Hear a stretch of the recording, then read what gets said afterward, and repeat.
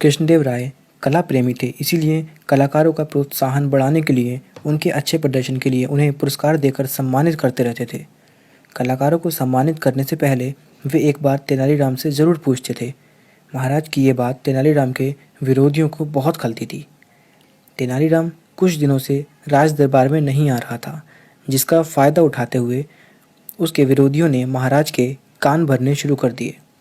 उनमें से एक विरोधी महाराज से बोला, महाराज, तेनालीराम रिश्वतखोर है।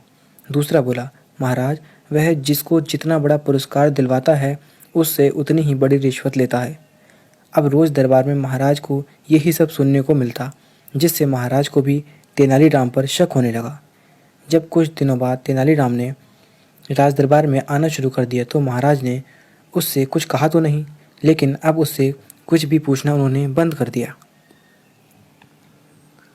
अब तेनालीराम को भी लगने लगा कि उसके पीछे ज़रूर कुछ बात हुई है, जिसकी वजह से महाराज ने मुझे पूछना बिल्कुल बंद कर दिया है। एक बार दरबार में बहुत सारे कलाकार आए हुए थे।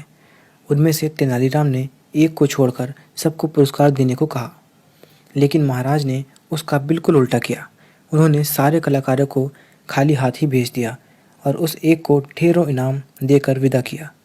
महाराज का ये रवैया देखकर तेनालीराम अपने आप को अपमानित महसूस कर रहा था। वहीं तेनालीराम के विरोधी ये सब देखकर बहुत खुश थे। एक बार दरबार में एक गायक आया। उसने अपनी कला का प्रदर्शन करने के लिए महाराज की आज्ञा मांगी। महाराज ने अगले दिन उसे संगीतशाला में आकर अपनी कला का प्रदर्शन करने का आदेश दिया। अगले दिन उस गायक का प्रदर्शन देखने के लिए संगीतशाला में काफ़ी भीड़ जमा हो गई। महाराज के आते ही उसने गायन शुरू किया तो चारों ओर वाह वाह होने लगी। गायन समाप्त होते ही तेनालीराम बोला, तुमने बहुत अच्छा प्रदर्शन किया है। मैंने तुम्हारे जैसा कलाकार आज तक नहीं देखा।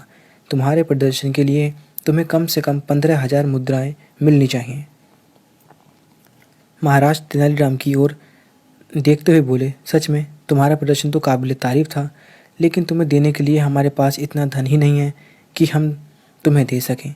बेचारा गायक निराश होकर अपना सामान बटोरने लगा कि तभी तेनालीराम ने एक पोटली लाकर उसे थमा दी। तभी राजपुरोहित बोला, ये तो महाराज का अपमान हो रहा है। जब आपने उस कलाकार को कुछ नहीं दिया तो तेनालीराम को देने की क्या ज़रूरत थी। यह सुनते ही महाराज गुस्से से लाल पीले हो गए। उन्होंने सैनिकों को तेनालीराम और गायक को पकड़कर अपने पास लाने का आदेश दिया। सैनिक गायक और तेनालीराम को पकड़कर महाराज के पास ले आए। महाराज ने एक सेवक से उस पोटली को छीनकर उसे खोलने का आदेश दिया। जैसे ही सेवक ने पोटली खोली तो उसमें मिट्टी का खाली बर्तन था, जिसे देखकर वहां उपस्थित सभी लोग अचंभित थे। महाराज ने तेनालीराम से पूछा, तुमने ये खाली बर्तन क्यों दिया है। तेनालीराम बोला, महाराज, यह गायक बहुत दूर से आपके पास आया था। मैंने सोचा पुरस्कार ना सही, कम से कम इस खाली बर्तन में वाहवाही भरकर ले जाएगा, इसीलिए मैंने ये खाली बर्तन इसे दे दिया। तेनालीराम का जवाब सुनते ही महाराज का गुस्सा फुर हो गया और उन्होंने उस गायक को 15,000 स्वर्ण मुद्राएं इनाम के रूप में दी थी। इस प्रकार तेनालीराम ने अपनी बुद्धि बल से अपने विरोधियों की चाल पर पानी फेर दिया। दोस्तों, आपको ये कहानी कैसी लगी नीचे कमेंट करके ज़रूर बताएं। अगर पसंद आई हो तो वीडियो को लाइक करें और अपने दोस्तों के साथ शेयर करना ना भूलें।